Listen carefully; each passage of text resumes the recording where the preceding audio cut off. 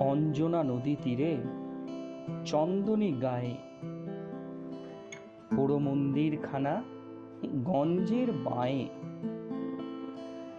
জীর্ণ নদী তীরে চন্দনী গায়ে সহজ পাঠের এই কবিতাটা শুনলে আমাদের প্রথমেই যে নদীর কথাটা মাথায় আসে তার নাম হলো অঞ্জনা নদী। আমরা এই মুহূর্তে আছি অঞ্জনা নদী, দীর্ঘ 29 কিলোমিটার যে নদী, তার যে মিলনস্থল রানাঘাট 1 নম্বরের ব্যাসপুরের কাছে কুঠিরপাড়া নামক যে গ্রাম, সেখানে এই যে চূর্ণী নদী দেখছো, এই চূর্ণী নদীতেই এটার মিলনস্থান। তা আমরা আজকে এই ডকুমেন্টারির মাধ্যমে তোমাদেরকে এই দীর্ঘ 29 কিলোমিটার নদীপথের সম্পূর্ণ বর্ণনা দেব। থাকো আমাদের বছর আগে যে ভিডিওটা করা হয়েছিল অঞ্জনা নদীর উপর আমি করেছিলাম, তা সেটাই তোমাদের ভালোবাসা ও সাপোর্ট দেখে আবার নতুন করে এই অঞ্জনা নদী তীরে চন্দনী গায়ে তার দ্বিতীয় পর্ব নিয়ে আমি হাজির। তা প্রথমেই বলি ডকুমেন্টারির শুরুতে যে অঞ্জনা নদী সেটা এখন নদী নেই, এটা এখন পরিবর্তিত হয়েছে একটা সরু খালে। এই খালের উপরেই কোথাও হচ্ছে ধান চাষ, কোথাও বা তৈরি হয়েছে ঘরবাড়ি। তবে যেটা দেখা গেল কিছু বছর বা কয়েক বছর মানুষের মধ্যে এই অঞ্জনা নদীকে নিয়ে বেশ সচেতনতা তৈরি হয়েছে, আর এই সচেতনতাকে কাজে লাগিয়েই আগামী দিনে এই নদীকে পুনরায় সংস্করণ করে তার প্রবাহকে ফিরিয়ে আনার যে চেষ্টা, সেটাই আমরা এই ভিডিওর মাধ্যমে তোমাদের সামনে তুলে ধরব।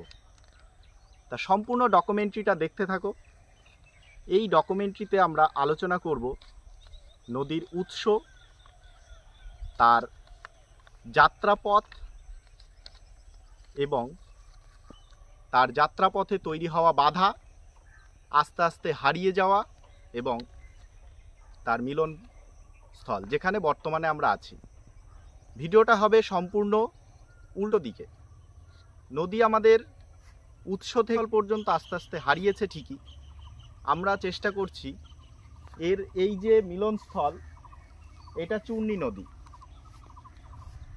এটা চূর্ণী নদী, ক্যামেরা যেদিকে দেখছো এই দিকটা হচ্ছে উত্তর দিক। আমাদের উত্তর দিক থেকে জলরাশি নিয়ে চূর্ণী চলে যাচ্ছে আমাদের দক্ষিণ দিকে। এই দিকে গেলে বরাবর রানাঘাট, এই সাইডে চূর্ণী চলে যাচ্ছে। আর এই যে এখানে আমি যেখানে দাঁড়িয়ে আছি একদম স্পটে, এইটা মিশেছে অঞ্জনা নদী। এর রুইপুকুর নামক মৌজার কাছে জল থেকে, তা সেখান থেকে নদীটি, এই যে নদী, এটা এখন নদী নয়, এটা এখন ছোট একটা সরু খাল।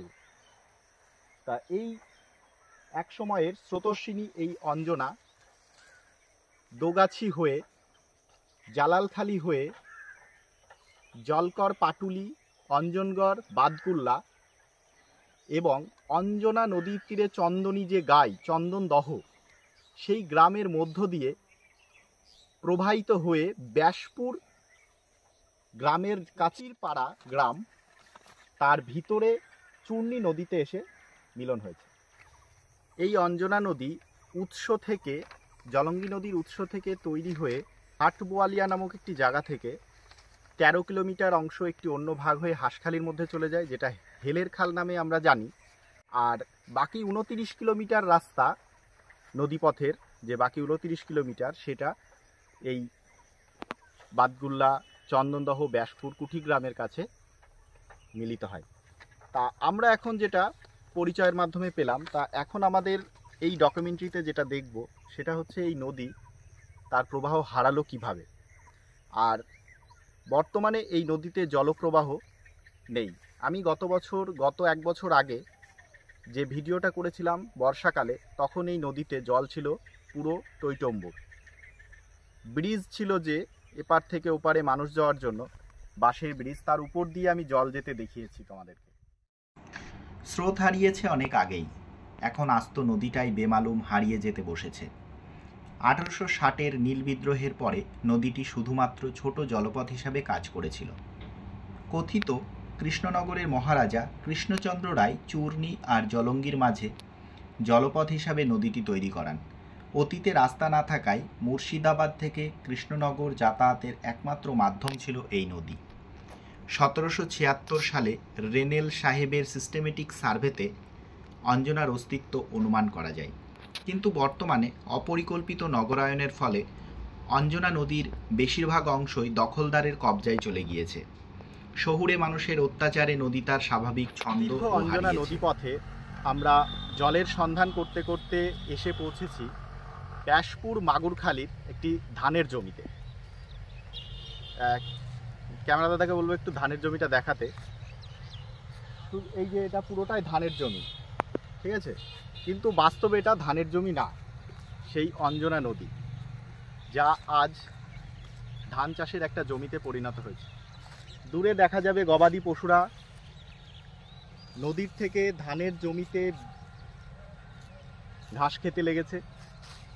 একসময় এই নদী বেয়েই রবীন্দ্রনাথ ঠাকুর যেতে যেতে তার বিখ্যাত কবিতা অঞ্জনা নদী তীরে চন্দনী গায়ে লিখেছিলেন।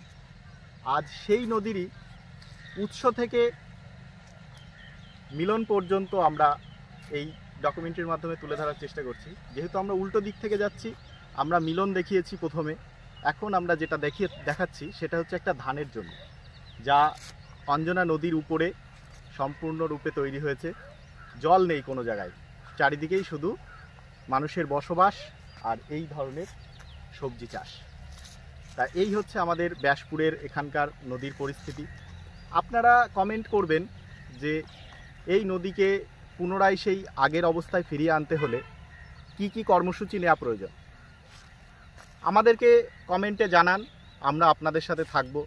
পুনরায় ডকুমেন্টারির মাধ্যমে আপনাদের কার্যকলাপ সবার মধ্যে তুলে দেব।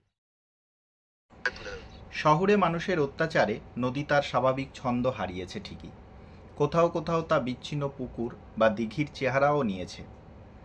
ভূমিদস্যুরা ইতিমধ্যেই কিছু জায়গা দখল করে আছে, চাষাবাদ করছে, এমনকি তৈরি বাড়িতে বসবাস শুরু করেছে। তাছাড়া পলি জমার কারণে বিস্তীর্ণ এলাকা শুকিয়েও গিয়েছে। কৃষ্ণনগর এলাকায় অঞ্জনা নদীর উপর এতটাই জবরদখল হয়েছে যে সেখানে নদী 4 মিটার একটি ড্রেনে পর্যন্ত পরিণত হয়েছে। একসময় নিকাশির ক্ষেত্রে এই নদীর গুরুত্ব ছিল অপরিসীম। 2000 সালের চরম ভয়াবহ বন্যায় এর ভূমিকা ছিল অনস্বীকার্য। স্থানীয়দের বক্তব্য, সরকার থেকে কোনো উদ্যোগই নেওয়া হচ্ছে না, মানুষজন দখল করে নিচ্ছে নদী, একদিন আর অঞ্জনা নামটাও থাকবে না, সবই মুছে যাবে। নদী সংস্কারের জন্য অনেকবার দাবি জানিয়েছে শহরের মানুষ। 2012-13 সালে সুজলা নদিয়া বলে একটি প্রকল্পের সূচনাও হয়, পরে সমীক্ষাও হয়েছে, তবে এখনও তার কোনো কিনারা হয়নি। এই বিষয়ে মুখ খুলতেও চায় না স্থানীয় প্রশাসন। যদি এভাবেই শহরবাসী প্রশাসনের উদাসীনতা দেখা যায়, তাহলে শুধু কবিতার পাতাতে থেকে যাবে এক সময়ের প্রাণোচ্ছল এই অঞ্জনা নদী। অঞ্জনা নদী তীরে চন্দনী গায়ে এই কবিতায় উল্লিখিত চন্দনী গ্রাম অর্থাৎ বর্তমানের চন্দনদহ গ্রামে আমরা এখন উপস্থিত। এই নদীর এখানকার সৌন্দর্য দেখে বিশ্বকবি রবীন্দ্রনাথ ঠাকুর এই কবিতাটি রচনা করেছিলেন। 1683 থেকে 1694 সাল পর্যন্ত কৃষ্ণনগরের রাজা ছিলেন রুদ্র রায়। তার আমলে মুর্শিদাবাদের নবাবদের কয়েকটি নৌকা অঞ্জনা নদীর উপর দিয়ে যাতায়াত করত। রাজবাড়ির একদম পাশ দিয়ে এই অঞ্জনা নদী বয়ে যাওয়ার কারণে রুদ্র রায় আপত্তিও তোলেন। তা নিয়ে তৎকালীন নবাবের সঙ্গে রাজা রুদ্র রায়ের যুদ্ধ সংঘটিত হয়েছিল। এরপর নৌকো যাতায়াত বন্ধ করার জন্য অঞ্জনার মুখ কিছুটা তিনি বন্ধ করে দেন। ইতিহাসের পাতায় এই নিয়ে যদিও দ্বিমত রয়েছে।